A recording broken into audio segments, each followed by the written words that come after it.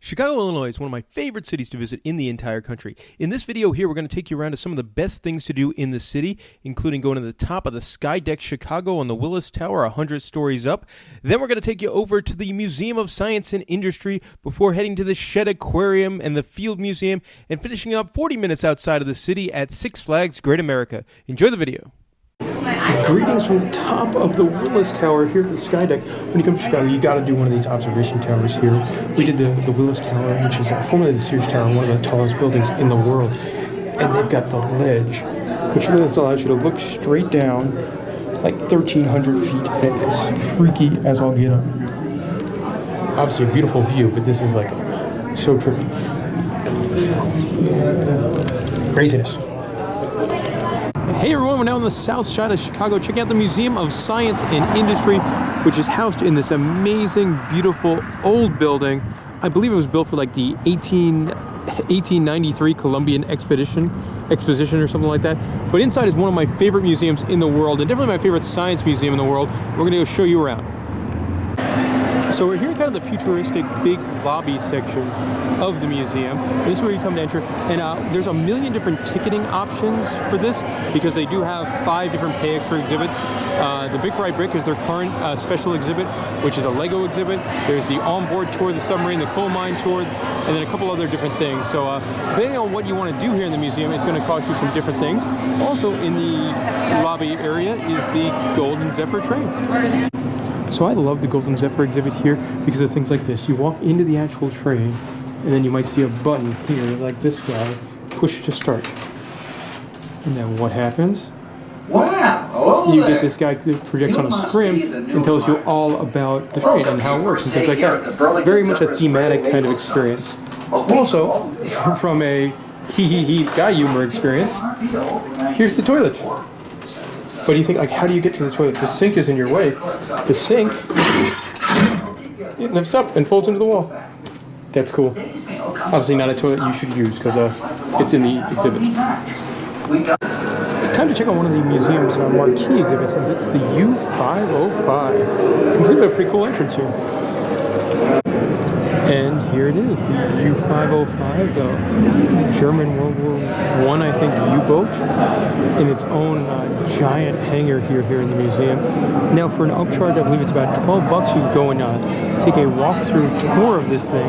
Not something we're going to do today because we're strapped for time, but if you're into submarines and, war artifacts, definitely something I would like to do it, but just don't have the time today. And it's really cool. I mean, this is a giant pavilion for this exhibit here.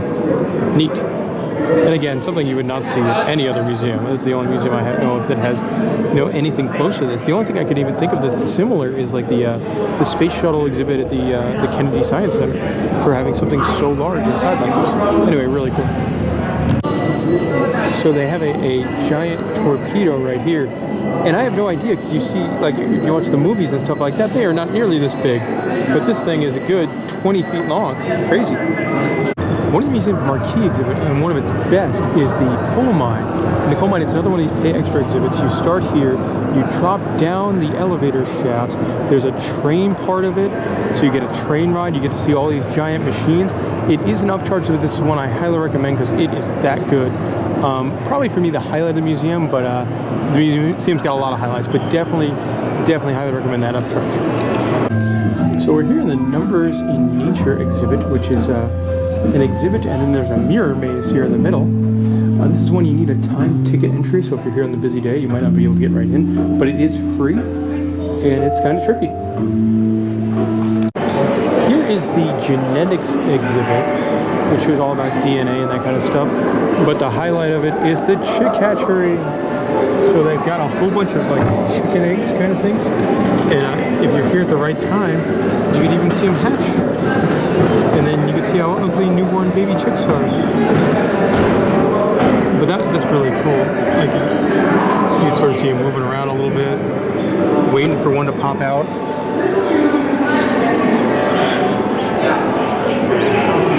See, like that guy there? Look at that egg. It's got a crack in it, so they're getting ready for a little chick to pop out. Like that's really cool. Not every day you get to see that. That is for sure. And then you come over here to when the baby chicks become adorable baby chicks. Yay! And they run around like crazy because everything's fun because they're babies. And they're the cutest things ever. Remarkably active. Yay! Another awesome exhibit here is the Yesterday's Main Street section, where you get to go to see like a town from, I'm assuming, the 1950s or so. You've also got an old-timey ice cream parlor over there that's not running today, but normally serves ice cream. And it's cool. Again, we talk about immersion and things like that. This does kind of, it does have that, you know, Disneyland feel if Main Street was built indoors and wasn't all gift shops and Starbucks.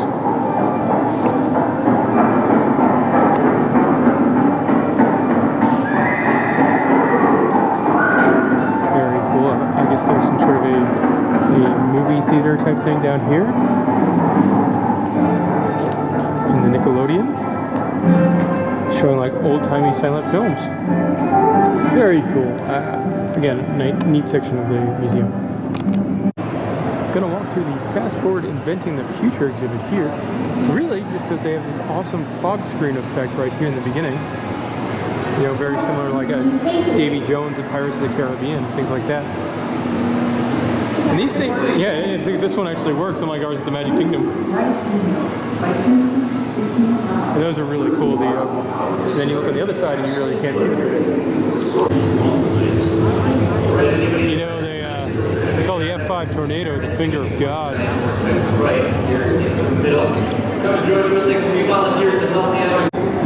This might be one of the cooler things in the entire museum, the Avalanche exhibit, which is this giant spinning disc. I mean, this thing must be 20 feet by 20 feet with sand, and you can control how fast it goes to simulate an avalanche. Like when I walked by, I thought this was some sort of like projection effect. It is most certainly not. This is, you know, sand molecules, and it's mesmerizing to watch, and you can change it to make, oh man, that is so cool. Also, I'm gonna get this side view just to show you how big this thing is, and it's kind of on a there's Molly and there's the Diz. That's fantastic. This exhibit here, this Science Storms exhibit, is great. So this is really cool. This was the idea was originally from 1851, where a French physicist used this giant pendulum to show off that the Earth rotates. And obviously, as it moves around, it knocks over the different things as the day goes on. As you can see, it's knocked over all of these, and next up is that one there, and on the other side over there. And it's really cool because this thing is, you know, hanging from the ceiling. Yeah, that's neat. Check out the little tornado. I guess all these machines do stuff here. Okay, let's push this button and see what happens. Here it goes. Up. Here comes the tornado.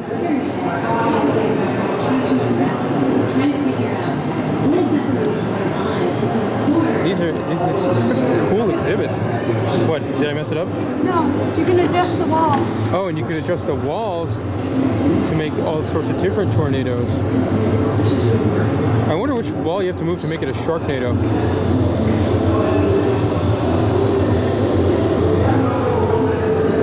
Awesome. More awesome stuff here. You got a machine creating giant ring waves. You've got you know, an exhibit here about, you know, tsunami and water waves. This is such a cool exhibit. Here you have the fairy castle, which is this kind of hard to explain. It's like a very, very large, detailed model, themed towards all different fairy tales and things like that. I think it's kind of neat because as you walk around to the different parts and you look in, you could go in and see all the details, and also you can listen above and hear the narration. It's coming from that little organ. To the right. And I'll tell you all about the details and their story and things like that. But is a very large diamond, which was originally in Collins. all the detail on this thing is really, really spectacular. Everything from, you know, little tiny dungeon type rooms to giant throne rooms, and just like a real house, it does all connect. And it's pretty neat. Pretty neat. Lots of detail. Again, something, if you were into fairy tales and things like that, or doll houses, you can spend a lot of time in here. On the third floor here, they've got this great visual thing all about the history of flight on this side. So you've got all these different airplanes hanging from the ceiling. Everything from a 727 United plane to all these different warplanes. It's really, really cool. And with the 727 here, you can even go inside. And if you've never been on a plane before, you'll find out what one likes. So they don't make it the realistic United experience where somebody comes through and throws you off the plane kicking and screaming, but it is in here. Get to see what a cockpit looks like. All sorts of things that tell you about flying. Anyway, really cool. I'm sure if your kids like planes, this is something they would make you spend a lot of time in. Another thing cool up here in the plane area, you get to look inside what the jet engine looks like. So we're really kind of figuring out how things work. And they've got the Wright brothers plane. Well, not the real plane, but one that looks like it. Up here on the third floor, the museum is home to a couple very older Australia, very early generation simulator rides. There's two different types. These are both upcharge attractions. This one over here, you fly yourself in some sort of a jet plane, and then you have these here, which you just ride, and they sort of show you the history of flight. Which is it's definitely very dated technology, but it's a cool ride film for a museum as it's education. Guys, I absolutely love this exhibit. This is a tour through Switzerland Jolly Ball, which is a giant Rube Goldberg kind of machine where you follow this steel ball here as it goes on all sorts of crazy adventures throughout this giant course. It's mesmerizing. You could sit here and watch this thing for forever, and it's in such a long course that it takes quite a bit of time to go through its whole thing. And you watch that one just turn on a machine that sends little baby ones. And it's, as a guy that likes roller coasters and machines and stuff like that, now the ball is currently in the train there, continuing its adventure. It's so cool. I could sit here and watch this all day. I'm not going to, because then Molly would be terribly upset about the $30 we spent at the museum. But I could, because it's that neat. All right, let's see. So it's out of there, and boom, there it goes.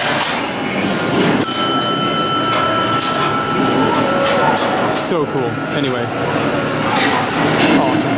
Don't miss this. It's on it's over here by the Museum Cafe, and right when you came in, you go up those stairs there, and this is behind that. Awesome. Something I'm going to miss out on my visit today, because it doesn't open until May 11th, is Robot Revolution, a new exhibit here at the museum sponsored by Google and featuring some of the latest and greatest robots. I'm a huge fan of robots and technology, so I'm sure this is something I'm going to love. I guess I'll have to come back. One section of the museum we have not been to today, and that's because it's the children's area designed for kids 10 and under, and that is the Idea Factory, which is down here with all sorts of interactive games designed for the younger set, and it's kind of sad because it looks like I could probably have quite a bit of fun down there. So I'm a child, and machines are neat. I guess these balls dump into this pit, and then at some point that pit, dumps out. Cool. I'm gonna try this out. This is the Whispering Gallery, which is whisper and be heard. Stand on the footprints and whisper to a friend and see if they can hear you. And just the way this is designed. There's the footprints. Hi, Molly. How are you? I'm doing well. This is kind of cool. It's also kind of terrifying. It kind of sounds like the voices in my head kind of thing.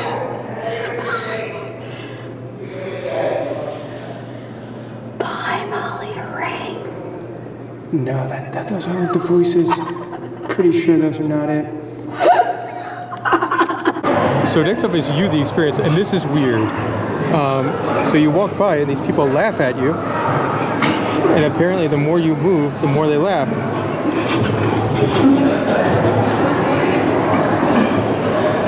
It's very bizarre. Very bizarre. Weird. They've got a human hamster wheel. So this exhibit is really neat. You get to check your pulse and then play, see what your heart looks like on the giant screen. Molly, I'm going to let you go and try this out. So it's going to take her pulse, which is reading now, reading now, reading now. Up, up. Apparently you're dead. You're flatlining. Oh, that's not good. Oh, there we go. All right. Apparently she's very excited. And then, so that's what her heart looks like on a billion times scale. And then from this computer over here, you could go and see like different types of hearts, whether it be electrical system or internal. It's really, really cool. Up, you're back to dead. Anyway, this is an awesome exhibit. The museum is home to a bunch of rotating exhibits, so they'll be here for like, 3, 4, 5, 6 months, and then they'll move on. Right now it's Brick by Brick, which is a certified Lego professional kind of exhibit. But these are pay extra things, so we're not going to do them. But if you have somebody that loves Legos and wants to see a whole bunch of models of Legos, go check that out.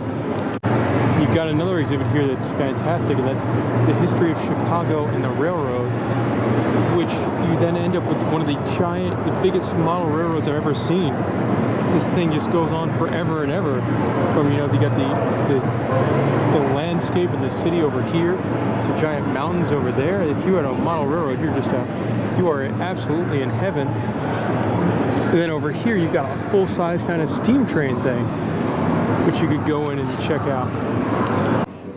So here in the Space Center, they have all sorts of different things from the most recent, the Mars rover.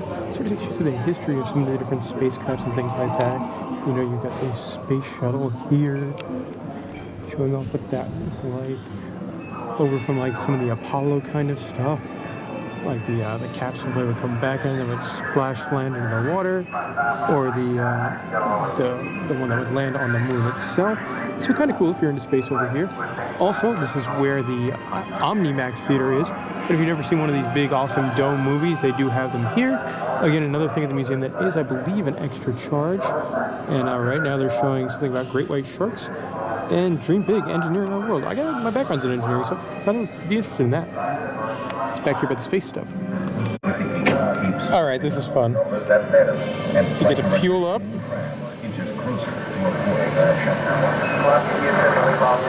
And then when it's time, you get to launch. Oh, that was kind of weak. So I think Molly is better at being an astronaut than I am.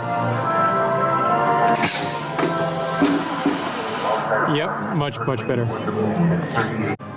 I mean, you can't have a museum without a space cow, right? So in the space area, there's a little cafeteria thing with a bunch of vending machines. But very disappointing, there's no space food. I mean, you gotta have space food, right? You don't. It's just food. Now, you said everybody hates space food. That's why it's probably not here. Yep. No, I think you've got to have it. If they had some space food, I might buy some space food. Not going to buy some bugles. You've got a farm tech exhibit here, which shows you all kinds of interesting stuff about farming, including poop. Yes, poop.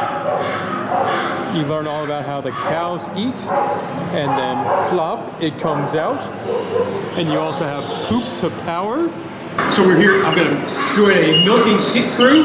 Here we go. What do we got to do? We got to start the timer, spray each teat. I get to use the word teat. Put 4 teat cups on. I get to use the word teat cups. And then stop the timer. All right, let's go. Spray the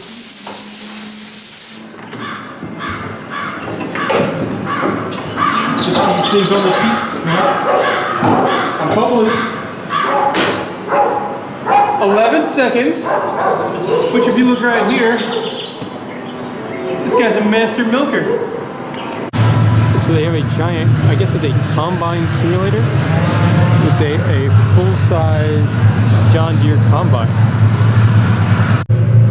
Here we see Molly living her dreams of becoming a farmer with heavy machinery. Looks like the hopper's about full. Not the hopper's full. How about I dump some of this and then let's break for dinner? Yeah, dinner. Sounds good. Mom just called. Here in the Earth Revealed exhibit, it's kind of cool. They do this sort of a 360 projection show, a large globe kind of thing, showing off all different stuff. Here's the Extreme Ice exhibit, which has a couple different things in it. It's all about climate change and stuff like that. So it's got these great pictures of, what the glaciers were like in 2009 and what the glaciers are like now. And then the most fun part is just like at SeaWorld Orlando, they have a big giant ice wall you can stick your hand in and freeze and make holes and stuff like that. So it's kind of sort of like the important, meaningful stuff and the fun stuff. It's time for me to picture myself in business.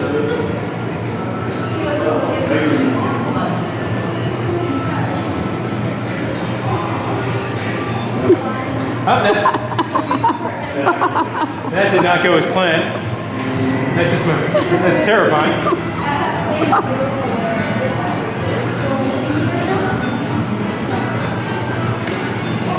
Nope, that's not good either. I'm not going to picture myself in business. They've got an exhibit in the corner here called The Art of the Bicycle, showing off all different types of bicycle seats and bikes.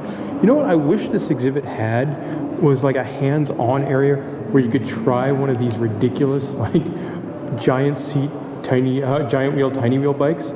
That would be a lot of fun. Very dangerous. Yeah, but I figured they could find a way to make it safe. Because I mean, who wouldn't want to try that out? Make it on a track. Yeah. So this is awesome. You get to pick your launch speed and your angle.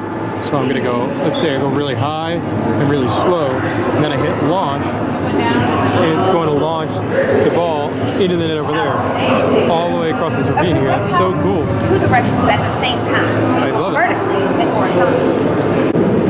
They've got a maglev exhibit where you can control your old little kind of maglev monorail car like thing. Go! So I'm not really sure what this exhibit does, but you get to play with fire, so that's cool. Adjust fuel to get started. Adjust mist. More mist. Okay, I'm not really sure this is working. Adjust lasers? A thing called return stroke. The return stroke is the big bright flash that we see at the bank. Adjust fuel.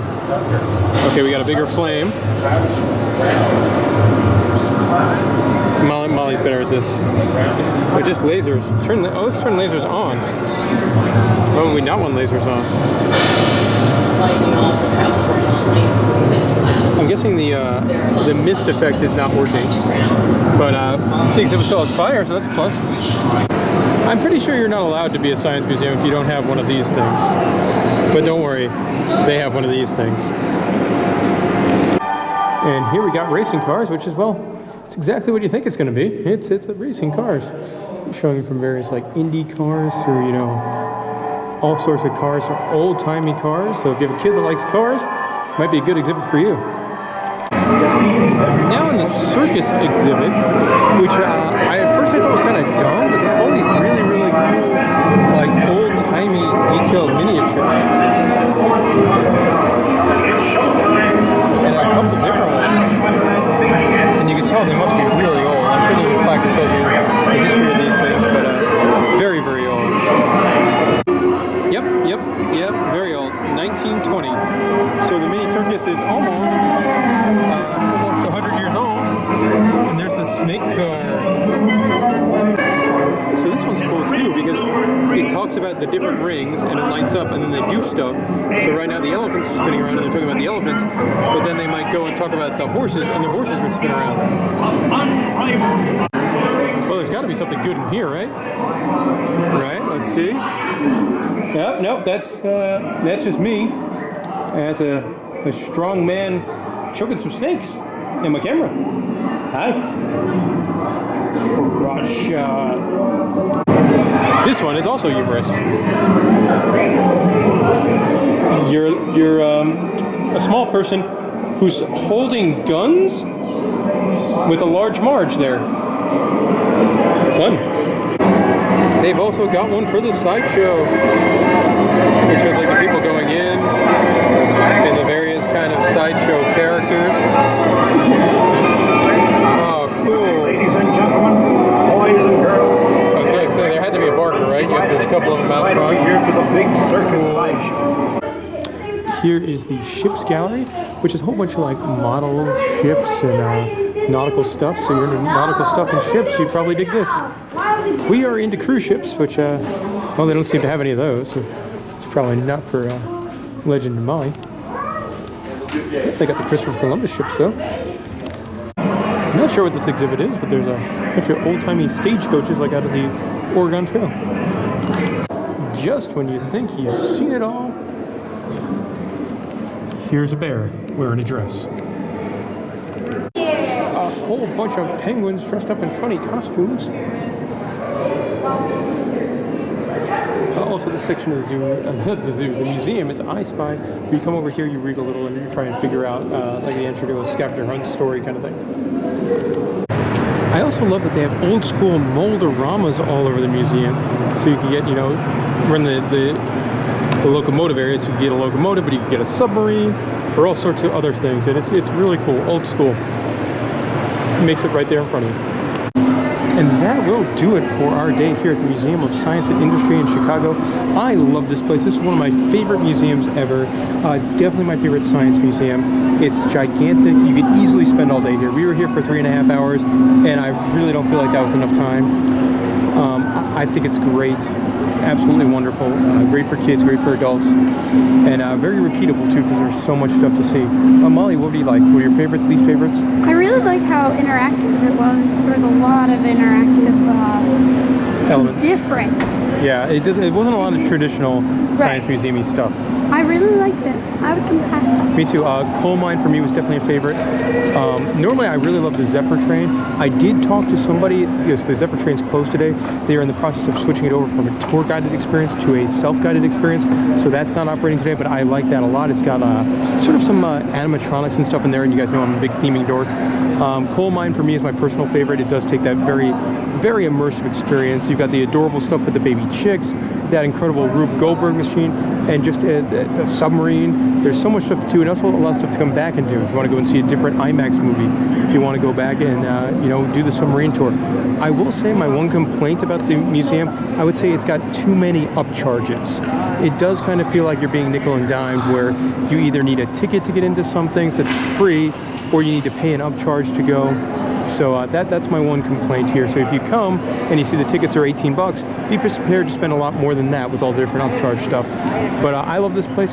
Hey everyone, Legend here. This video we're going to show you around the Shedd Aquarium here in Chicago, right on the shores of Lake Michigan. Let's go check out the aquarium. Just walking in, and I love kind of the architectural design of the place, and the little details. It feels old, but it also feels really, really nice. So cool. Through the spinning doors we go. So right up here you enter the aquarium. You enter the aquarium here, and the first thing that hits you is the Caribbean Reef. And this tank, it looks like it's probably been here for like 100 years, and it doesn't look like much on the outside, but then you get over there, and it's actually really, really cool. They got an incredible collection of animals, everything from stingrays to sea turtles to little hammerhead sharks. And the cool thing about it that you wouldn't notice is it's deeper, like the floor is here, but the tank goes down probably another 10 or 15 feet. So it is a absolutely gigantic tank with all sorts of fish. Definitely one you could hang out and look at the fish here for quite some time. One last thing at the Caribbean Reef, there's also a sea turtle. Yay! Sea turtles are some of the coolest animals. So this is neat. If you come by the Caribbean Reef tank at certain times, they do presentations with divers who feed the fish. Like, that's so neat. Also very popular. Little puffer fishes in here too. Puffer fish are cool.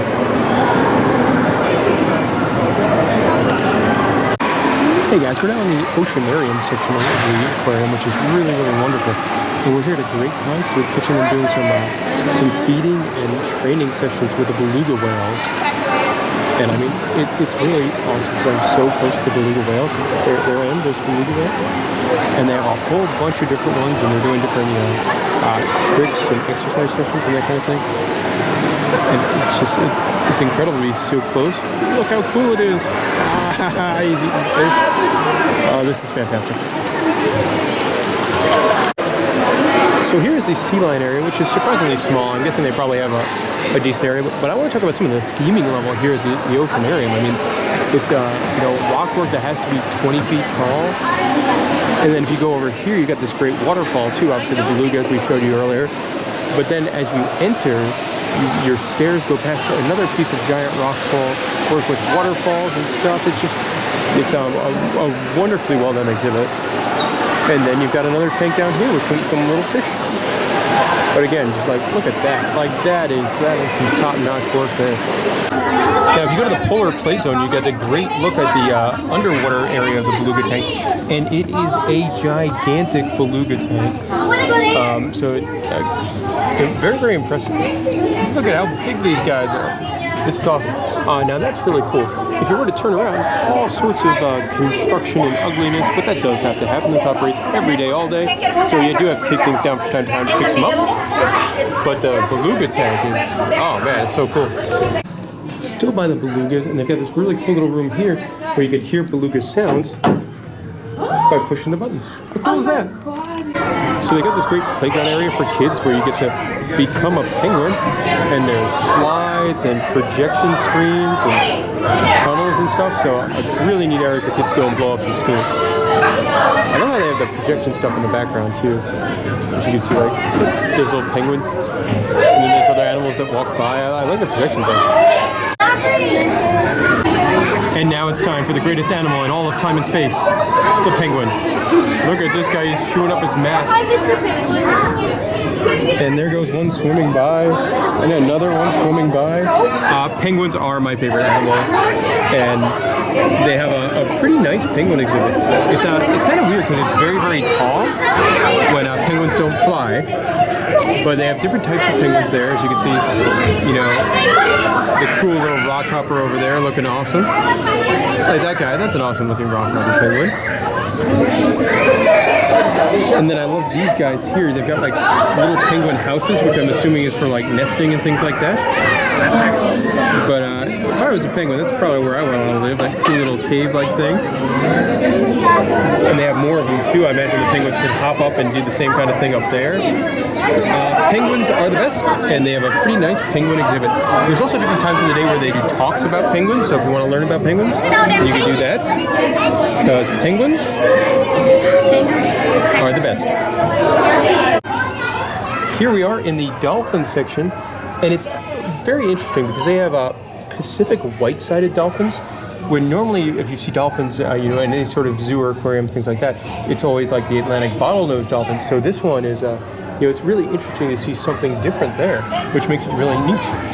And they have what looks to be a very, very large tank with a bunch of dolphins, and these guys are really cool. And we've got sea otters, which is another one of my favorite animals. I love otters, and they've got different points where you can view. We're down here at underwater viewing, and again, another giant tank here, especially in the Oceanarium area. There he goes. Sea otters are bigger than the normal river otters, and again, this aquarium here has to be a good 20 feet deep, and it's really cool. All the noise behind me is from touch tanks, so if you have kids that want to touch fish and that kind of thing, that's behind me. I don't want to touch fish, but I love river otters and sea otters. Sea otters are what they have here. So we're up at the top of the dolphin habitat now.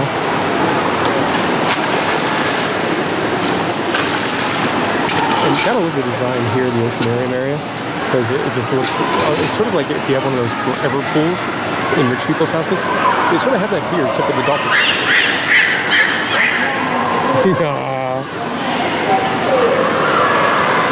It's so cool. Anyway, we definitely hit the whales and the dolphins at the right time, because we got to see both of them eat, and again, eat really, really close. I'm right here. There's dolphins eating right there. It's awesome. So the aquarium is home to a dolphin show, and what I think makes it really neat is that they pull like a giant shade over the Oceanarium, and then use that screen shade as a projection mapping device, and they play videos on it and stuff in between the dolphin segments. It's actually a really cool technological show. Guys, the show just got better. They brought out a couple of penguins and had them walk across the front. Look at him go, he's staying alone to all the people. Oh my God. So obviously, sit in the front row. That's my piece of advice. Up next is the Wild Reef. And this is kind of an interesting one because you have to take elevators to get down to it. See? The first thing that greets you here when you get down to the Wild Reef is this awesome wave pool type tank. You know, very much simulating how these fish would live in the wild. And again, you got a probably 15-foot high rockboard. Very neat. And for the ones, you have a dory without a Nemo. Yeah, that's true. You've got Dory but no Nemo. Which is weird. That breaks the rules of most aquariums where they have to put those two fish together. I mean, who needs Avatar Land? You've got this, right? Same thing? It's like a giant goldfish, guys. He's swimming away from me. But he's a giant goldfish. That's probably not his technical term. It's probably something else. But that's what he looked like to me. I love this one here. It's not only a floor-to-ceiling aquarium, but it goes above you as well. And then connects over to here. Like, this is some room. Holy cow. I love the garden guys. These guys live sort of in the sand. And if there's like a predator coming, they would sink back into the sand. See, like that guy there. In and out. Fun animals. There's a crocodile fish. Right over here. Crocodile fish is right. Kind of mesmerizing to watch too.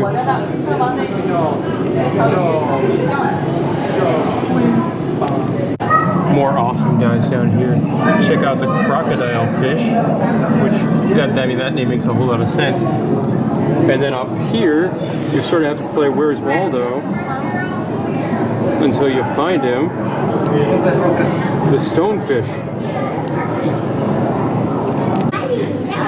Wouldn't be an aquarium without the shark tank. And the one here in the Wild Reef is, it's pretty spectacular, guys. I mean, it's very, very, very large. Plenty of viewing for all sorts of people. Super neat.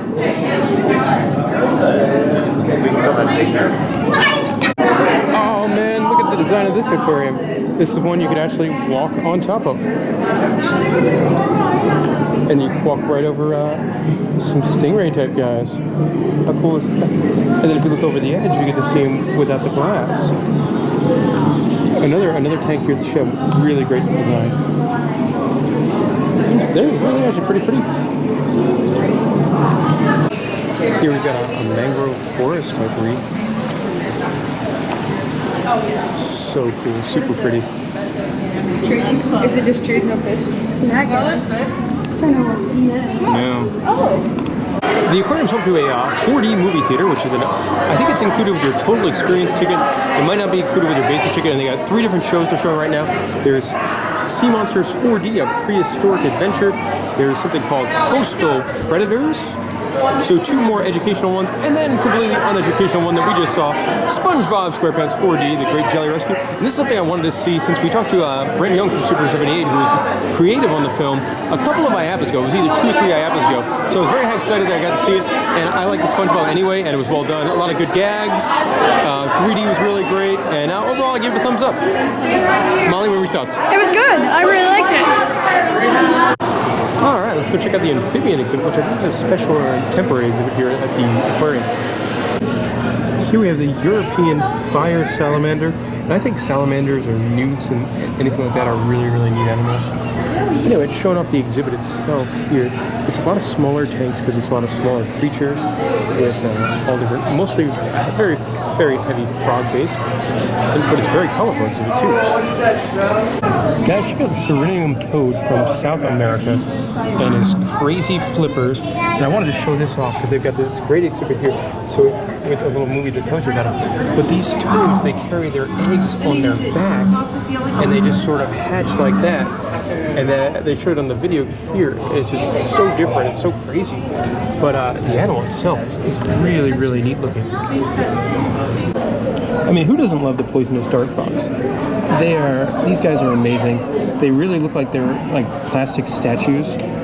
Like something you would win in an arcade for not a whole lot of tickets. But they're so cool.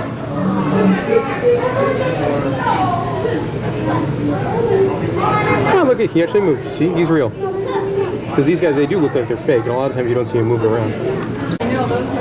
they're feeding the newts. That one hurt. Finally, listen to another animal I don't think I've ever seen before. This is a caecilian, which you would think it's a snake, but it's not. It's an amphibian, so it could breathe under the water. It's just really kind of mesmerizing watching these guys move. And normally I'm scared of snakes, but they're not snakes, so I'm not afraid of them. Guys, that's not a log. Well, I mean, that's a log. But over here we have a Japanese giant salamander. Holy cow, look at the size of this thing. And he's going on an adventure through a log.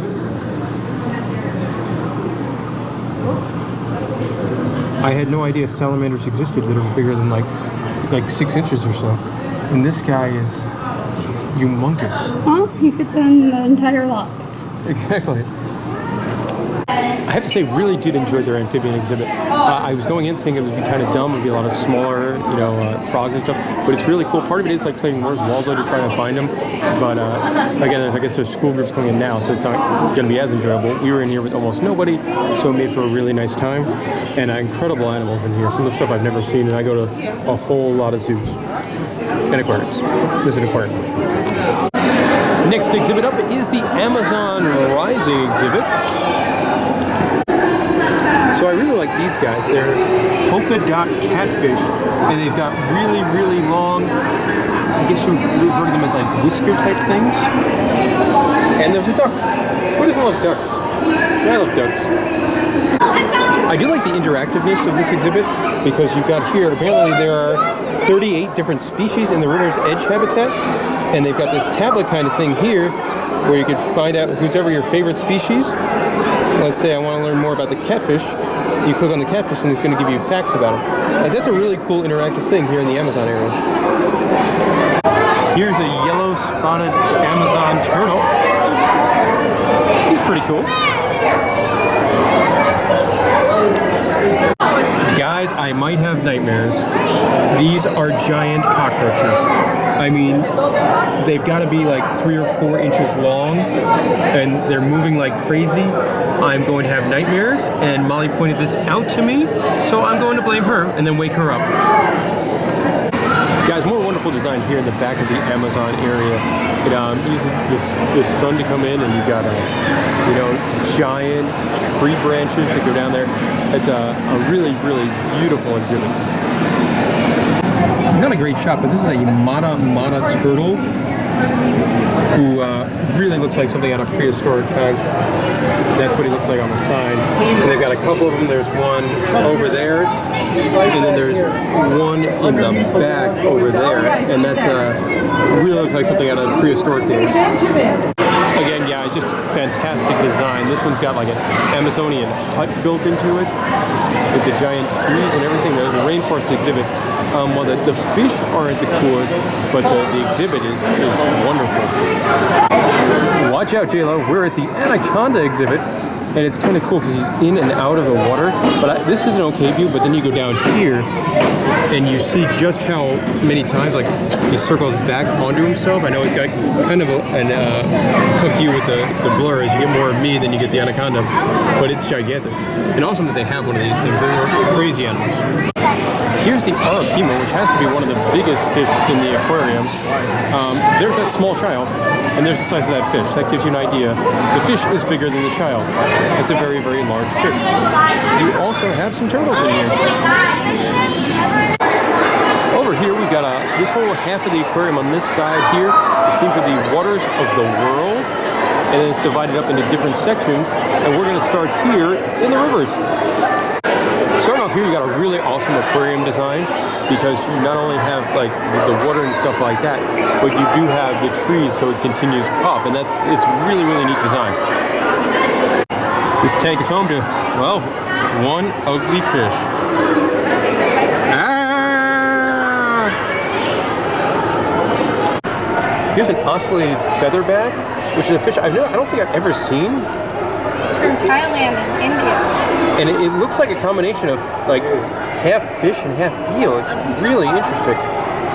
And the river section, it's divided up by the region of which the rivers are. So you got Central and South America, Australian, over there you have African, and then Asian and Indian. So that's another cool feature of this section. They've got piranhas here. Let's see if we can get a close-up with a little tiny mouse. Nope, he is so shiny. Oh, now they're moving around. Another very cool aquarium here with the rainbow fish. I love the plants growing from the bottom. Very different. Over here in the Australian section, they have Australian lungfishes, which are a very, very strange type of animal.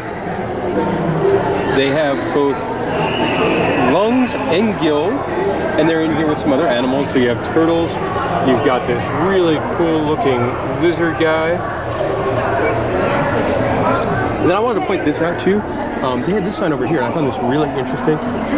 Granddad was their original lungfish, who has lived at this shed since 1933, and was the oldest fish in any aquarium or zoo.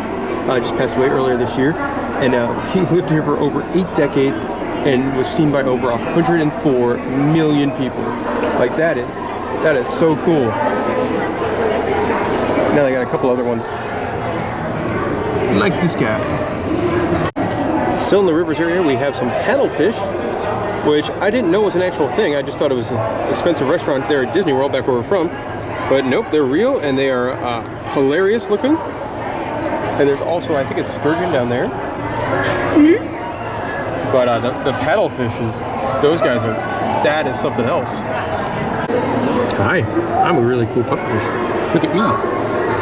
And my friends in my tank, the fingerfish, they're cool too. Not as cool as me.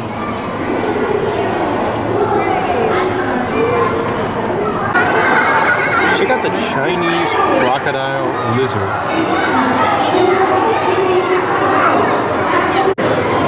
Next up, oceans. Down here you've got a wolffish, which I did not know ever existed. And then these awesome looking guys. These are lumpfishes. I love that. So they're big and they're very detailed and cool looking. Guys, check out the giant deep sea isopod, which really looks like something out of prehistoric times. It's so cool. And then in the back here, you've also got some giant crabs. Guys, this tank is amazing. Check out, you're going to be a giant spider crab. His body's going to be as big as a car. It's crazy looking. It looks like something out of a monster movie. And then you also have over here this spiky king crab from Tasmania. And look at those claws. Guys, this is so, and they're gigantic. Just to show you up, that's my hand, and that is the crab. These things are massive and amazing. Gotta love the octopus. This guy's just hanging out in the corner of right on the screen. If you ever get the chance to go to an aquarium and you get to see him swim around, it's amazing. Most of the time you just see him there up against the wall or the glass, but if you get to see him move, it's the coolest thing. This guy's really neat here. It's an American lobster in its blue phase. So it's a blue lobster. It's so neat. Over here we got the flotsam and jetsam-esque moray eels. Kind of a small exhibit for the moray eels. But these guys, they're so cool. And it's kind of interesting. A lot of aquariums have these guys in caverns and rocks. This one, it doesn't seem like, they do have some holes, but they're not in their holes right now, which is kind of interesting because you really don't see them outside that much. You've got 3 of them, which are all intertwined like hair braids. I really like the CO shoal here, as he is disguising himself over there in the dirt. Here's islands and lakes. I do like the dolphin chichuri, very detailed animal. Almost looks fake. Another cool exhibit here, and the star of the show at this one is an iguana. A sleepy iguana. And it's just like we're back home in Florida. Alligators. Baby alligators. Check out the Midas chicholid, or as I like to call it, the brain fish, because he looks like an alien.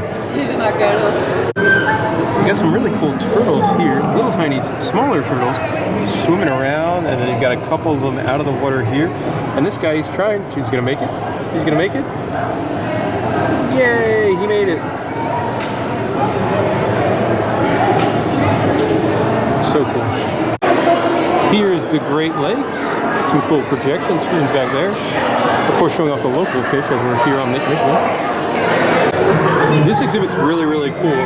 And then when you check out what's inside, a giant old dinosaur-like snapping turtle, it gets even cooler.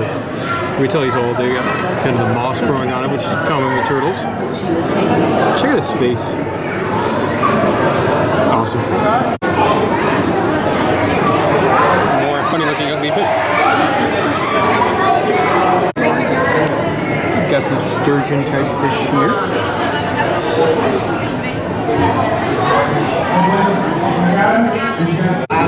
File this under another fish I have not seen before. This is the burbot.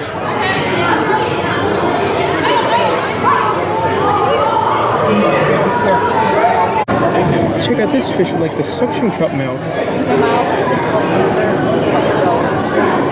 He looks like he's out of Dr. Zeus. So cool. You guys have to turn the camera on back here because it looks like the big giant snapping turtle is getting fed, and you get to see his giant dinosaur-like tail. And normally these guys, you don't see him move that much at all. Now you can see him, you know. It also explains why this ramp was here. Because he uses it to eat while he's up top.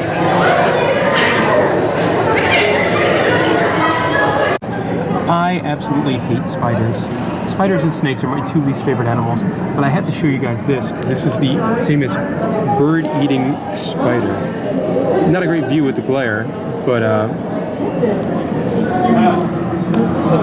not something I would ever want to see in real life. Not in aquariums or anything. I mean, the gift shop's fantastic too. There's a giant fake octopus hanging from the ceiling here, and lots of pretty cool stuff. So we're here in the gift shop, and check this thing out. It's a jellyfish lamp. Obviously, they're not real jellyfish in there, but it's so cool. This shirt is so adorable. Love this line of merchandise here. I guess the Shedd Aquarium teamed up with Revolution Brewing, a local Chicago brewery, and made a penguin hops beer.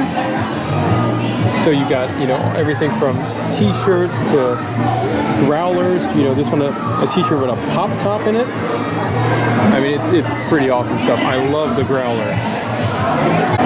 And that will do it for the Shedd Aquarium. Guys, I absolutely love this aquarium. To me, I go to a lot of different zoos and aquariums. This one is my second favorite. It does not beat the Atlanta one, but that's a really new aquarium with some of the biggest tanks in the world. But to me, this is my second favorite. The show was fantastic. And it's really interesting because, like, up here where in the main floor, you got a bunch of older exhibits like the Oceans of the World and things like that, which wouldn't be cool, but their collection of animals is amazing. So many fish that you don't see a lot of places. It just makes it happen. The show was a big surprise for me. The show was wonderful with the projections and the penguins, and they do another segment where they train a dog at the same time they're training the dolphins. And the show was awesome. The whole thing, I absolutely loved it. I highly recommend it. We're here on a pretty good day. If you come on a weekend or if you come on a day where it's too many school groups, it could be the worst thing in the world. But today, it's not too busy, so it's kind of peaceful and very nice. Molly, you've never been here before. What are your thoughts on the Shedd? I didn't expect much, especially first walking in. I thought it looked old and I wasn't expecting much, but they had a really cool collection of animals. We spent way longer than I thought we would here. Yeah, we've been here about 3.5 hours about.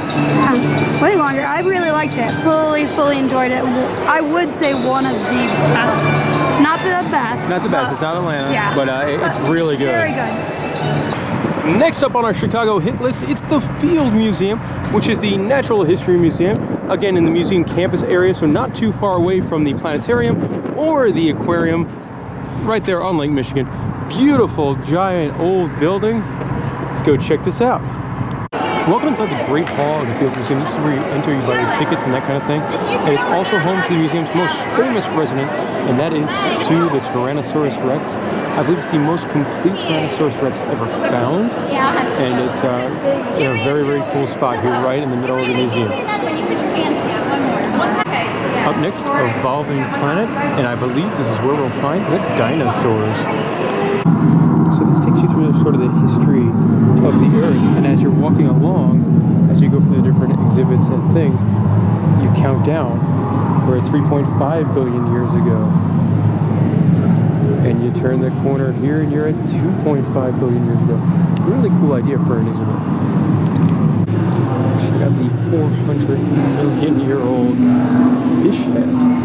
That's awesome. Terrifying seeing one of those things.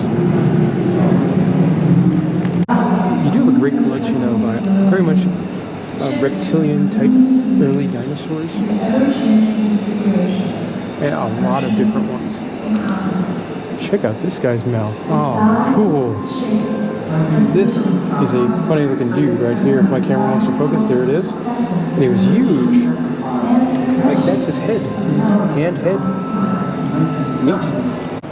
Also, as you walk through time, it covers every mass extinction. And we're up to mass extinction number 4. One of the highlights of any natural history museum, and the Field Museum is no different, and that is the dinosaurs. We've got Stegosaurus over there. All sorts of dinosaurs. Look at that. That's always incredible to see. They got some really great, look at that Triceratops. Gotta love dinosaurs. This exhibit's cool. So after you move from the age of the dinosaurs, you go to the next one. Some of these crazy looking sea monster type guys. I mean, look at that thing. That's awesome. If you were wondering what they look like, they look like that. Cool. This one is awesome. It's a giant ground sloth. That's gotta be good. Well, it's standing up, but it's gotta be like 20 feet tall. You've also got a giant kind of armadillo-like creature over there. But man, this is one of the coolest things in the museum. You've got a saber-toothed tiger fossil right there. Ah, so cool. And if we continue this way, it gets better. Their collection of these extinct animals is just absolutely fantastic. We've got the short-faced bear, and then of course you've got some mammoths and stuff like that. And it's fantastic. They're also very, very tall. I mean, this guy's probably a good 15 feet tall, as is that guy there. You've got some sort of the largest deer ever. And look how intricate the antlers are and how they're still in good shape after millions of years. Oh, cool. Look at this. It's a giant beaver. And I think beavers are cool anyway. This one's like double the size of a normal beaver. So in the interactive exhibit here, it shows if you're stuck in a tar trap, if you're a horse or a mastodon, who would be easier to get out. Horse, you're out pretty easy. Mastodon, no, you're not. Now, is it a lot harder to pull that one up, Molly? It is. Ooh. Cool. Oh, this one you can do. Yep. Nice and easy. One of the highlights here at the Field Museum is their Ancient Egypt section. And it's really cool. It's not really labeled all that. It's just, you see the giant tomb, and you instinctively go in. And it's kind of cool. It's got like passageways and that kind of stuff.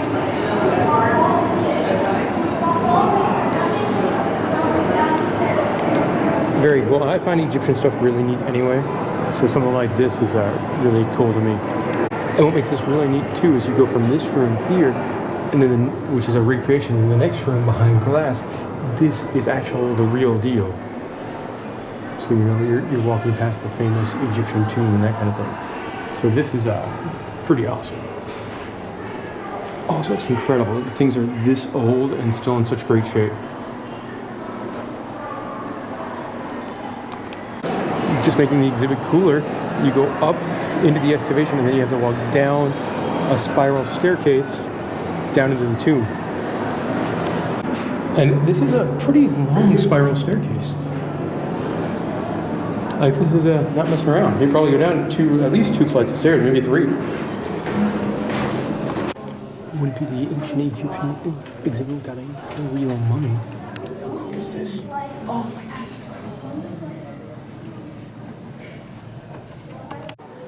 If you're into ancient Egypt, you're really gonna like this exhibit. They have a ton of stuff. Just a ton of stuff. And a lot of it is really cool. Lots of the famous kind of sarcophagus type stuff. Oh, they have this giant Egyptian boat. And again, some of these things, like these artifacts, are in such good shape for them. Thousands and thousands of years old. I mean, I don't think I could build a boat this good right now. Up next, the underground adventure. For this exhibit, you enter the shrink chamber and get shrunk down to, you know, so we've made it into the micro soil lab where you've been shrunk down to the size of the bug. That's a penny, and now Molly's going to walk next to the penny. That's a giant penny. I love this, very well themed. As a fan of like themed entertainment, this is definitely done up very well. We've got a giant moving crayfish who kind of looks like a lobster. Doesn't move much, it just moves up and down a little bit. It's still cool. This one will give you nightmares. This is something that's decomposing as other bugs are crawling all over it. And it looks like it kind of moves and breathes a little bit. So it's definitely on the creepy side. This one will give you nightmares. Weird. Alright, Molly, when I wake up sweating in the middle of the night, this is why. Up next is the Ancient Americas, and check out the detail on this giant statue here. Awesome. Really cool entrance here for the History of the Americas exhibit. You walk in and you can see the giant mammoths walking. That's neat. In this exhibit here, it takes you from starting from the Ice Age Americans, and something that I think is really cool. You've got woolly mammoth tusks that are, crazy old. And they're always a fascinating animal too. Like, that's one of those old-timey animals I really wish were still alive because they're neat. Them and dinosaurs. They'd both be on the list. Saber-toothed tigers. Probably some more I'm not thinking of. So I say They've got a full mock-up of an ancient Pueblo farming village. Pueblo.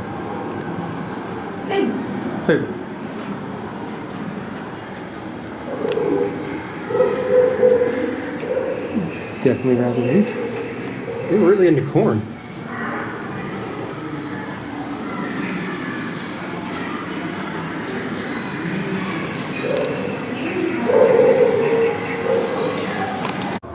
Got more totem poles here. A lot of totem poles. And they're gigantic, they're detailed, they're awesome. And a lot of them. It's so cool. I think the totem pole stuff is probably my favorite part of this exhibit. And they're also, I mean, these things are massive. And they have so many of them. Oh, and it just keeps getting, look at this. Oh, wow. It's like a giant bear with people on its hands.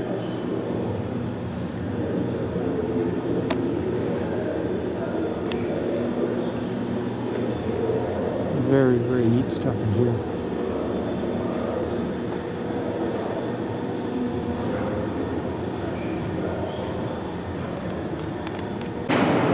The museum is home to a 3D movie theater showing a bunch of really cool looking movies. We've got one about mummies, you got one about Hulking the T-Rex, the story of Sue. And there was one about Galapagos. We didn't have time to see them today, but they did seem pretty neat. Time to travel the Pacific. Cool diorama here showing off what a volcano or a lava flow is like. Oh, do you know what that means? Oh, I think for my shirt. Look what I'm wearing today. My Hawaii National Park shirt from Volcano National Park. So I went there last year. It was really cool. So they have a laboratory here, but I want to point it out because of this fantastic sign. That's wonderful. Another cool section here showing some houses in the Pacific, and lots of really neat totems kind of things. So we've made it to Tahiti, which is a magical place, and it shows you what a village would look like. Not as far back as some of the stuff goes, but it's pretty neat. And Tahiti has beer, so I give it a thumbs up. So this is awesome. You have like a full-size house. Well, not house, but this would be I'm not even sure what this is. A meeting house. I'm not going to go in because you have to take your shoes off as a sign of respect for the local customs. I'm just going to peer through the window. But very, very neat in here.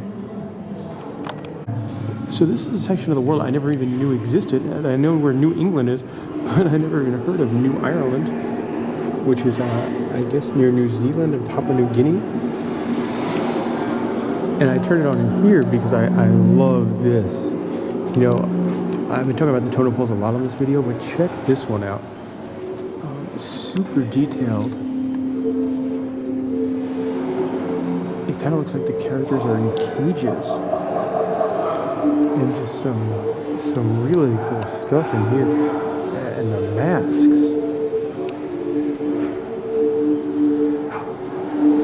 Never heard of New Ireland, but it's pretty neat. Something not open yet, but coming soon, is a Jurassic World expedition coming in May 26, 2017. And that I've heard from people that went to the one in Philly that it's amazing. So we'll be coming to the museum this summer. Check that out. That's supposed to be awesome. Down here in a sea mammal area, and I think me and Molly are both on the same page. These are not our favorite exhibits when you come to the history museums and things like that. I'm completely cool with them showing like fossils or dinosaurs or mammals or animals that no longer exist. But I really don't want to see like otters and things like that. We were at the aquarium today. We saw like real live otters, and they were awesome. And I don't need to see stuffed otters. Like I like to see dead things that no longer exist. That works. Dead things that are still living is kind of sad. That's just my opinion. Some people like it. Up next is another ticketed thing, so you need to have the all experience pass. And that's the Hall of China. When you enter the China exhibit, it's got this great, really kind of circle vision type feel. Familiar with the films in like Disney's Epcot Center?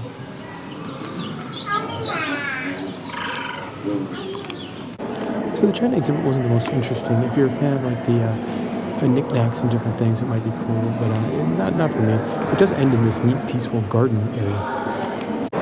Up next, we're going to check out a special exhibit about tattoos, which is a temporary exhibit. I'm not going to turn the camera on in there because it says it includes nudity, and that's not YouTube friendly.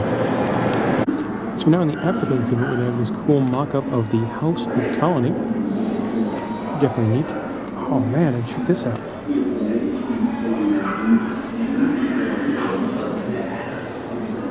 Very neat.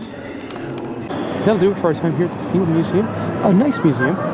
Couple of my favorite parts, definitely they have 3 exhibits that really stand out. I love the Ancient Americans exhibit is wonderful. The Egypt exhibit is awesome, and the Evolving Planet Dinosaur exhibit is really, really cool. So that's the good. The bad, I'm really not a fan of like these stuffed dead animal exhibits, and they have a lot of those. Also, I love their giant main hall here. Just from like an architecture standpoint, it's really cool. Again, if you want to see everything and do it quickly, you probably need 3 hours at least. If you want to read everything, you could be here for 5 days. And that'll do it. Molly, what are your thoughts? I like the ancient Egypt. It was amazing. I love their entrance, how you had to go to the pyramid. Yeah. I agree with you. Too much stuffed But birds and animals. and that it feels very old. Yes. Besides that, there have been lovely exhibits. Mm-hmm. And I recommend coming here if you have a few hours. Mm-hmm. Especially if you're into like ancient people's history and the dinosaurs. The dinosaur stuff is really cool. Guys, that'll do it from the field we've seen. Hey everyone, we're about 45 minutes north of Chicago proper here at Great America, Six Flags Great America. We're gonna go around, show you all the rides, the cool stuff in this park, the food, the shows, everything about it. Let's go check out. So let's kick this video off by showing off the park's marquee ride, and in my opinion, its best ride, and that is Goliath. This Rocky Mountain construction ride is amazing. It's got this awesome structure with the lift hill going down into this super steep, almost vertical drop, and then it goes into a tunnel over this giant overbank. It is just really, really cool. Every part of this ride is awesome. One of my favorite parts too is over here, where it goes into a big giant implement and drops down. You've got the inverted stall right there where you're just hanging upside down. It's a great ride. I love it. Smooth, fast, airtime, craziness. A little on the short side, so not going to be one of the best RMCs out there, but a great ride indeed. Also, word of advice when you go to ride Goliath, right now it has a pretty long line, but there is also a kind of a hidden single rider entrance. So if you don't mind riding by yourself and you just want to get on the ride, you could probably get on with a 5 to 10 minute wait just going through the single rider line, depending on how many people are in it. But that's a little tip for you. Here is X-Flight, the B&M wing coaster. And this is actually a ride I like quite a bit because it's got a ton of head chopper and feet chopper. It really plays up the keyhole elements of the wing coaster. So I think it's a lot of fun. Just like boom, swinging through that thing. Also, these rides are like this element here. You got like the double keyhole, and then keyhole. And that's a really cool element. Fun ride, a little short, but it's still neat. I'm not a huge wing coaster guy. I will say I do like this one better than Wild Eagle at Dollywood. I do think I like Gatekeeper at Cedar Point a little bit better, but I do like the keyhole stuff. And here comes the Demon. One of the park's more classic roller coasters here. You're kind of a normal old-timey Arrow double loop and then double corkscrew. It does get a little rough in the corkscrew section, but I do like the Demon because of things like that tunnel there with all the cheesy lights, and it does have a bunch of rock work that it goes in and out of through some of the loops. I mean, that's cool, but here comes the best part about the Demon. The best part about the Demon, the super cheesy Demon theme song in a line.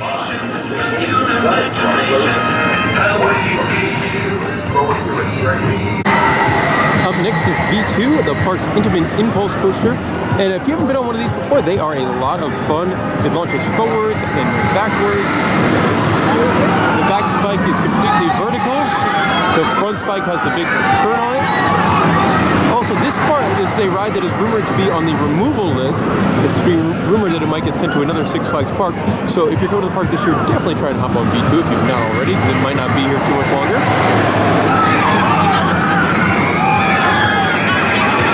And the holding brake does not work. Also, Molly likes the name of the pretzel stand, Captain Salty's Pretzels.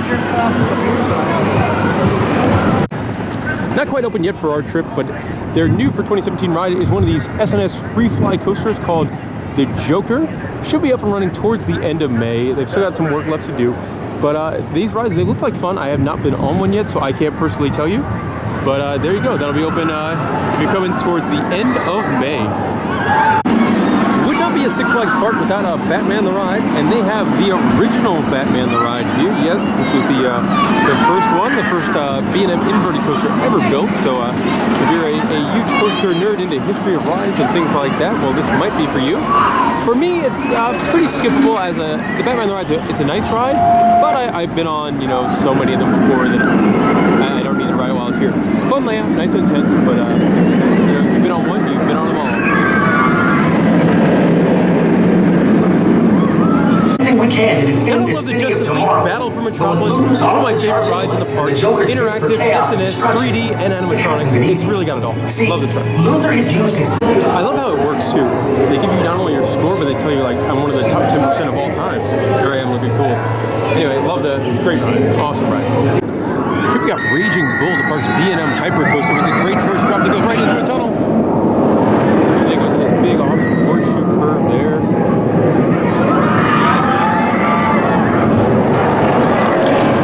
Airtime Hill. I will say, probably, I've been on a lot of B&M hypercoasters, and this is probably my least favorite because it's not nearly as airtime heavy as a lot of them are. It's a hyper twister coaster, as they say. So it doesn't give you that great airtime. But I will say it's definitely a back row ride because the best part of airtime is right there on the drop. If you're in the back row, because they have the little teaser drop before the big drop. And that's my favorite part. The first drop, back row, airtime into the tunnel. Still a fun ride. Not my favorite B&M hypercoaster, but probably a top 3, top 4 ride in the park. Easily. Now coming at you from Drop of Doom VR on the park's Giant Drop, their old drop tower here in the southwest area. A couple things about Giant Drop, or in Drop of Doom VR, you do need ride reservations. So if you're coming while this is in operation, definitely come here sometime early in the day and you get your Fast Pass S ticket, which looks like this. I actually really enjoyed this ride. I just got off, and it worked perfectly for me. You know, it's cool too because not only is it VR, but you if you tap the right side, like you see that lady tapping, you shoot a gun and you get a score. Like for me, mine worked perfectly, and I had a blast. Molly's lagged, so when the ride vehicle dropped, her character did not. So she did not get the full effect, and that's kind of, you know, the risky one with VR. Anyway, I really enjoyed it. I thought it worked perfectly for me, and it really made, I thought the experience was really cool. Molly, what do you think of Drop of Doom VR? Well, it was perfectly in sync, and then halfway up, my shooter stopped working, and then whenever I was supposed to fall, there was probably a 10-second delay. So, as they said, unbuckle your seatbelt, I was still falling. But I liked it. I liked it a lot. I know I definitely like VR on something like this as opposed to a more intense coaster, because with the just straight up and down motion, I don't really feel like you have that motion sickness kind of thing. And I do like they're doing the ride reservations thing as well, because the Drop of Doom, they are running on 3 out of the 6 towers, and the waits have been, you know, they don't dispatch very fast. Like, they probably dispatch one group every 5 minutes or so. So, I mean, again, you got the dispatch issue there, but overall, I give it a big thumbs up. If you can get a ride reservation and you can go on without a big wait, I totally recommend it. I thought it was a ton of fun. Let's see these guys drop. They're up there battling giant spiders with their super soldier mech warrior friends. And there they go.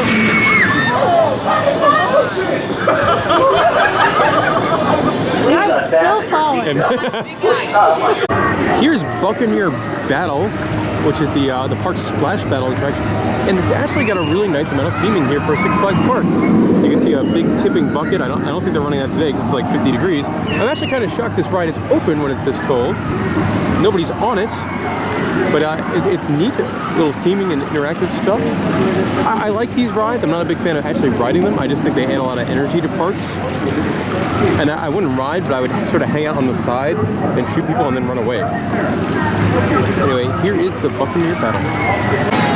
Here we have the Wizard, which is the park's most classic roller coaster in my mind. I like this ride a lot. It's an old Schwarzkopf design. I think it's a Schwarzkopf auto sled, something like that. And it features puddle seating, and it's a great ride for kids and families and things like that.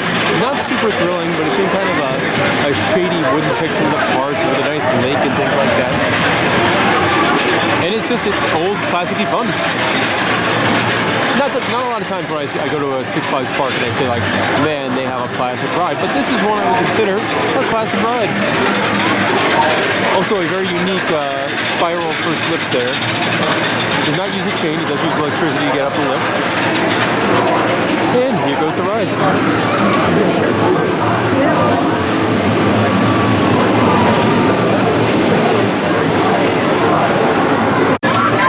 What I think might be the most dizzying ride in the park, and that is King Chaos.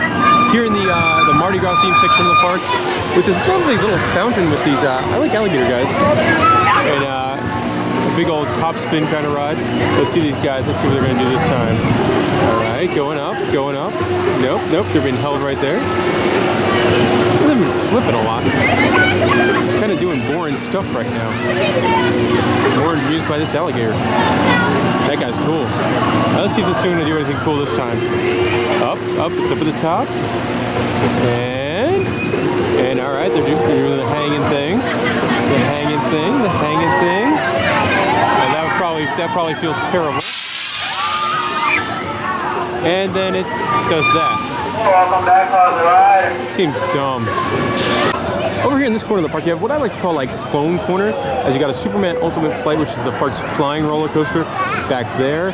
And then to the right over here, you have the Gotham City Rail for the Dark Knight coaster, the indoor-themed Wild Mouse.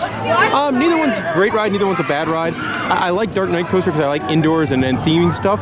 And Superman's fun if you have not been on a flying coaster before. Here's a really cool piece of history here. That's the Little Dipper. It was built in the 1950s at a park called Kittyland here in Illinois. And they brought it over here in the last 5 or 6 years or so. And it's an adorable kids wooden roller coaster, which is not something you get a lot of places. One train operation, so the lines do get long, but cute ride. I do really like the line here when you're in line for the Little Dipper. They've got all sorts of educational signs talking about all different things, from the history of Kittyland to the wooden coasters at the Six Flags Park. That one's about history of preserving rides. So you get all sorts of different things. This historical wooden roller coaster. Here we have Viper, one of the park's 3 wooden roller coasters. And I really like this ride, guys. It's a pretty long ride. It's your traditional cyclone type layout, and it's good. It's very smooth for a wooden roller coaster. It's got some solid airtime moments, and I like it a lot. Kind of really off in the corner of the park, so sometimes you can get on it without too much of a weight. But you know, airtime smooth, fun wooden roller coaster. Thumbs up for the Viper. So this I found interesting. Here is Totally Chicken boneless wings. They don't actually sell boneless wings. It's crazy. All they sell is chicken strips and fries and sodas. It is, but it's not boneless wings. Why would you name it boneless wings? Six Flags, come on. I do find this to be one of the prettier sections of the park. I think it's Hometown Park, which is home to a couple like kids, little Hampton-esque spinning flat rides. But you're right here on the river. There's a little like waterfall type thing over there. And I think it's kind of pretty. You've also got the school, which I think is like the first aid booth. If you're interested in a $15 Long Island theme to the Goliath roller coaster, Blue Long Island, go in here, or $10 beers. I'm gonna skip the $10 beers. Had way too much to drink in Wrigleyville and Cinco de Mayo, but if you want a beer, very expensive liquor, go in there. The Return of the Lobster in 2017. Now, I believe this was the ride that was going where the Joker is going, and I think it used to be like an Enterprise or something in there, and now it's going to be the Lobster, the Return of the Lobster. I'm not familiar enough with Great American history to know why the Lobster is returning. So you can see the pieces for what will be the Lobster going in, sitting over here by the Demon in this field, and you can actually see like the big old motor centerpiece of it too. Something I'm not used to seeing at a Six Flags park is live entertainment, and they have a trolley show just like at Magic Kingdom does. Not to the same level, but same kind of idea. The trolley comes out over here, and then they do it again in New Orleans in the Mardi Gras section. Lunchtime here at Six Flags, we ate in the food court area. I bought the Six Flags Dining Pass because I've eaten a lot of Six Flags parks this year. And we got Carnitas tacos. The chips and salsa they come with it are pretty good. Why don't you give one of these tacos a try? It's also, I would never recommend eating at Six Flags Park unless you have something like this, because this meal here was $13 for 2 tacos and chips, which is not a good deal. Not bland.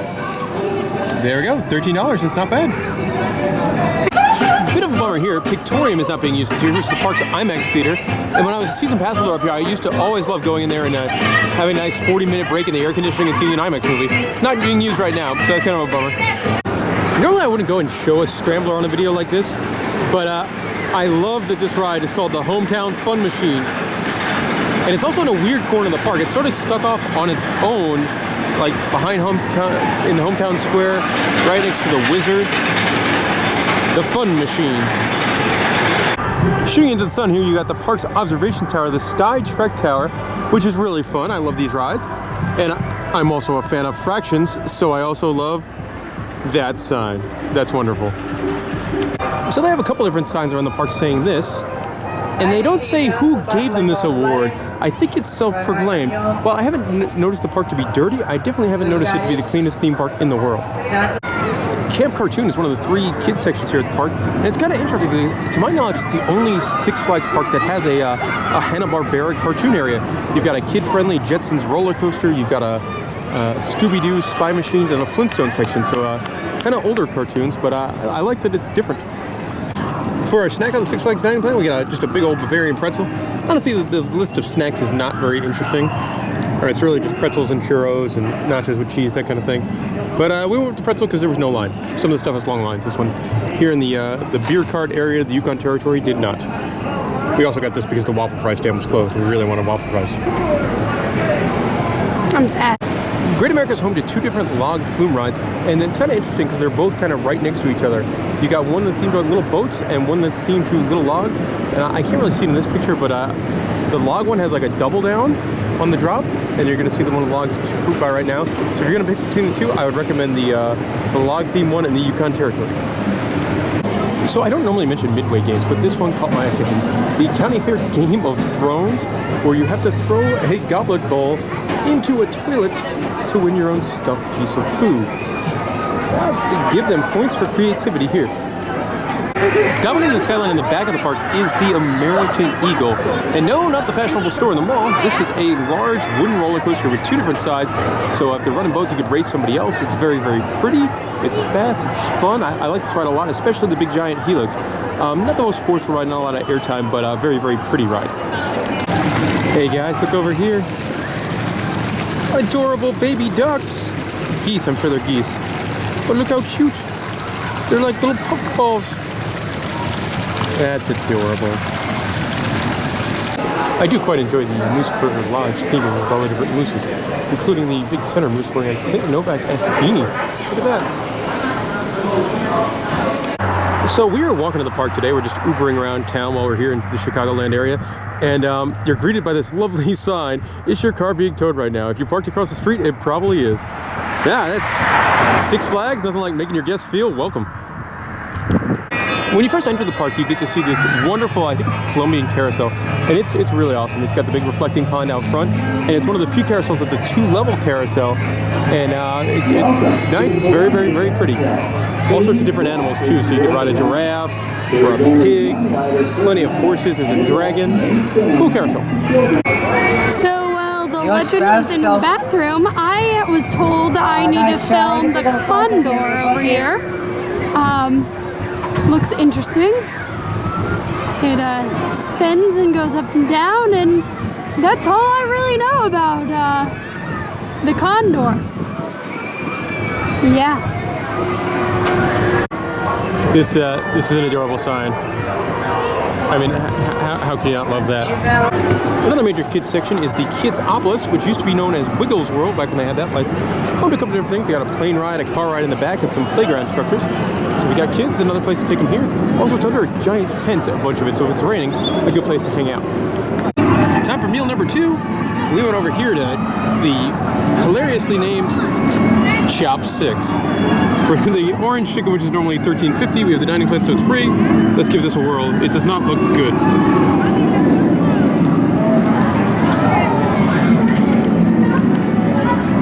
No, it's not bad. It's not bad. Not a really large portion, but the chicken's actually got a nice sauce on it. How's lo mein? Number 1. And it came with fortune cookies, like any Eurasian restaurant. And I'm really hoping the fortune cookies have hilarious stuff written on them, like, you will ride X-Flight, or like, Mr. Six is actually your father. Here in the Grand Music Hall is the park's main show called EFX 360, very similar to a show I saw at Six Flags America about 4 or 5 years ago, which could best be described as like a budgety Blue Man Group meets a budgety Laser Man, which you might think sounds bad, but it's actually a really, really great show. It's very different for a theme park. I like it way better than your typical, like, hooray for everything, or here's music from the 70s show you might see at a lot of parks. I thought it was good, you know, lots of cool stuff with lasers and fog and giant beach balls and strobe lights and percussion. It was actually a really fun show, and I do highly recommend it. Also, big ups to Six Flags Great America. They had a lot of entertainment running early in the season, which is something you don't see at a lot of the regional parks. And that'll do it for our day here at Six Flags Great America. Overall, I like this park quite a bit. I think it's got some interesting character rides and some really nice theme sections. Like I love this old-timey West section. Although, I mean, every park really has an old-timey West section nowadays. But I like it. I like their collection. There are a lot of roller coasters. Wish they had a little bit more unique stuff instead of clone stuff. But overall, I had a really good day. Love Goliath. For me, Goliath's definitely the highlight. Justice League was great. For me, the biggest surprise was the VR drop tower. One, it actually worked, and it was pretty cool. It worked for me, not for you. So I had a very nice day here, and overall, I've been to almost every. There's only one park in the Six Flags chain I have not been to, and if I had to rank it, this is probably a 4th for me on the scale of favorite list. So it's it's definitely in the top half. All right, now that was my thoughts. Molly, you're not normally the coaster boy I am. What were your thoughts on Great America here? I agree with you. It's one of the better Six Flags. It's very well themed in some of the areas. I love Goliath. Very unique attraction.